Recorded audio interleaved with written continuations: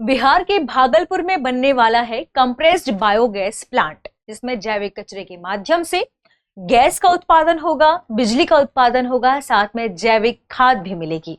तो आइए विस्तार से समझते हैं कि आखिर यह क्रियाकलाप कैसे संपन्न होगा। क्या इसमें नगर निगम की कोई भूमिका होगी? अगर इस प्लांट को बनाया जाएगा तो इस प्लांट के संचालन में किस संस्था की भूमिका होगी? आपका स्वागत है दृष्टि BPSC and JPSC YouTube channel में। मैं हूं गीतांजलि और हम आगे बढ़ते हैं और देखते हैं आज की हमारी खबर को। दरअसल खबर संबंधित है भागलपुर से। भागलपुर शहर में रोज निकलने वाले जैविक कचरे, जिसे हम गीला कचरा कहते हैं, जिसमें सब्जियों के छिलके आदि शामिल हो जाते हैं, इस कचरे को सिर्फ डंपिंग यार्ड में फेंकने के बजाय उससे कंप्रेस्ड बायोगैस यानी सीबीजी और जैविक खाद बनाई जाएगी। इसके लिए करीब 10 एकड़ जमीन पर कंप्रेस्ड बायोगैस प्लांट लगाया जाएगा और ये ध्यान रखिएगा कि इस प्लांट की देखरेख, संचालन की जिम्मेदारी किसकी होगी?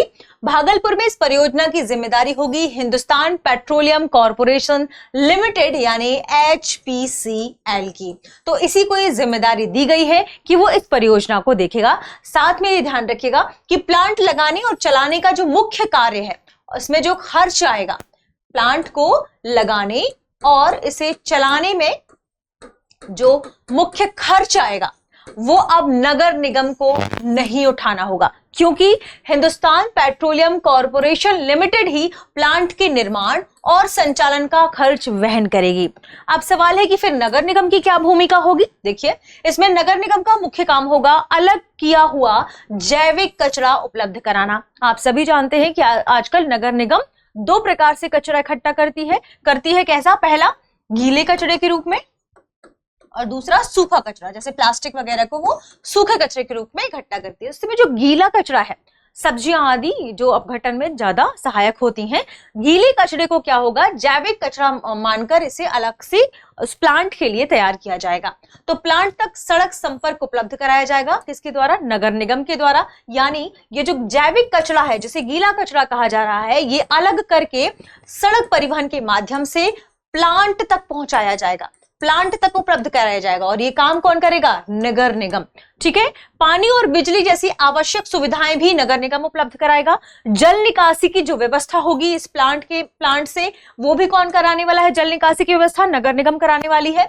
यानी नगर निगम कच्चा माल यानी जैविक कचरा देगा और HPCL उससे गैस बनाने का काम करेगी। यानी दोनों ही संस्थाएं यहां पर सहयोग के माध्यम से काम करने वाली हैं। अब सवाल है कि फिर इससे क्या होगा? इससे राज्य सरकार इन कंपनियों को 10-10 एकड़ जमीन 25 वर्षों के लिए मुफ्त उपयोग के लिए दे रही है।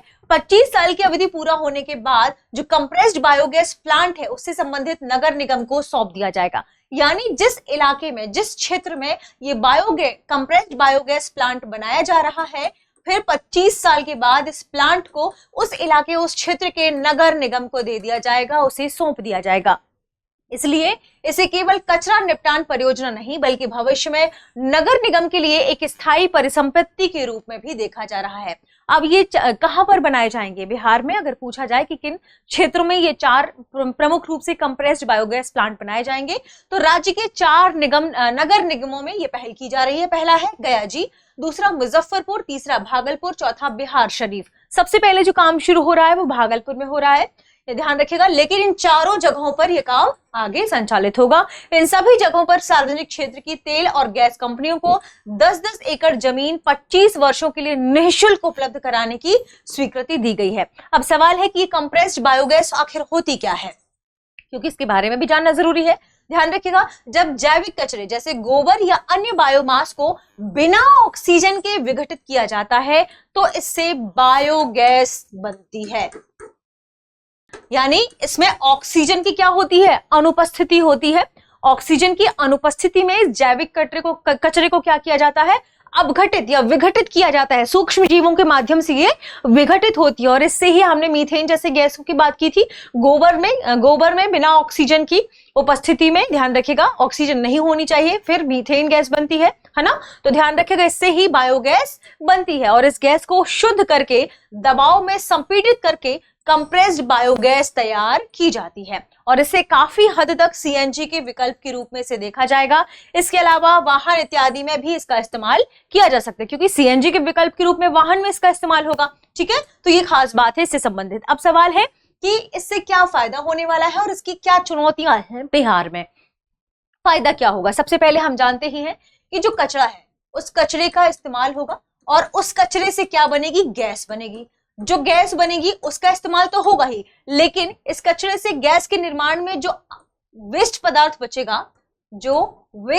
बचेगा उससे क्या होगा, इससे खाद मिलेगी, जैविक खाद मिलेगी और ये खाद कहीं ना कहीं हमारी कृषि के लिए भी क्या है, लाभदायक होने वाली है। ठीक है, ध्यान रखिएगा। तो डंपिंग यार्ड पर कचरे का बोझ भी कम होगा, क्योंकि अब उसे कहां लेकर जाया जा रहा है, जो कंप्रेस्ड बायोगैस प्लांट है वहां पर लेकर जाया जा रहा है। दूसरा, जैविक कचरे का वैज्ञानिक निपटान भी होगा। कंप्रेस्ड बायोगैस के रूप में एक वैकल्पिक ईंधन भी मिल जाएगा राज्य को। जैविक खाद और उर्वरक भी तैयार हो जाएगा, क्योंकि इससे लास्ट में जो खाद बचती है ये कृषि के लिए उपयोगी हो जाएगी। फिर लैंडफिल से होने वाले जो प्रदूषण है उसको भी कम करने में मदद मिलेगी, क्योंकि जब कचरे का बहुत बड़ा बोझ हो जाता है तो उसके निपटान के लिए भी बहुत बड़ी समस्या उत्पन्न हो जाती है। तो इससे भी निपटान से भी समस्या होगी, से भी बचा जा सकता है। प्रदूषण की समस्या जो फैलती है उससे भी बचा जा सकता है। जैविक कचरे की सड़ने से होने वाले जो मीथेन उत्सर्जन है उसको भी कम किया जा सकता है। और चुनौती क्या बड़ी है, ये तो सब फायदे थे। चुनौतियां हैं कि इस परियोजना की सफलता के लिए सोर्स सेग्रीगेशन यानी कचरे को स्रोत पर पृथक्करण करना बहुत जरूरी है। और आप सभी जानते हैं कि नागरिकों के हिसाब से हमारा ये दायित्व तो बनता है कि हम गीले कचरे को अलग और सूखे कचरे को अलग रखें, लेकिन आप जानते ही हैं कि हम कितने प्रतिशत ऐसे नागरिक होंगे जो ये करते होंगे। तो सबसे बड़ी जो समस्या है वो है कचरे का सेग्रीगेशन। सोर्स के स्तर पर ही कचरे का पृथक्करण, गीला कचरा अलग और सूखा कचरा अलग। ठीक है, उदाहरण के लिए घर से निकलने वाला जो गीला कचरा है जैसे सब्जियों के छिलके, भोजन आदि, और सूखा कचरा जैसे प्लास्टिक, कागज, धातु आदि, इन दोनों को मिला दिया जाता है, घरों पर अक्सर मिला दिया जाता है। तो प्लांट को अच्छी गुणवत्ता वाला जैविक कचरा उपलब्ध कराने में परेशानी होगी। कैसे अच्छी क्वालिटी का जैविक कचरा मिलेगा, जब उसमें केवल सब्जियां, केवल भोजन इत्यादि होगा, उसमें सूखा कचरा नहीं होगा, तभी अच्छी कंप्रेस्ड गैस के लिए अच्छे जैविक कचरे की यहाँ जरूरत पड़ती है।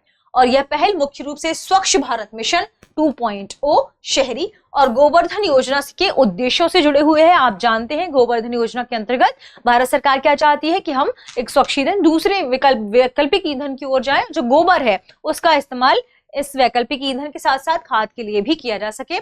स्वच्छ भारत मिशन शहरी की हम जानते ही हैं, इसी में सेग्रीगेशन की बात की गई है कि कचरे को अलग अलग तरीके से सेग्रीगेट करना है, पृथक्करण करना है, ताकि जो नागरिक है वो भी अवेयर हो और उसका अलग अलग डिग्रेडेशन किया जा सके, संभव हो सके। ठीक है, अब आज के सेशन पर आधारित हमारा प्रश्न क्या है, भागलपुर में प्रस्तावित कंप्रेस्ड बायोगैस प्लांट की स्थापना की जिम्मेदारी किस कंपनी को दी गई है?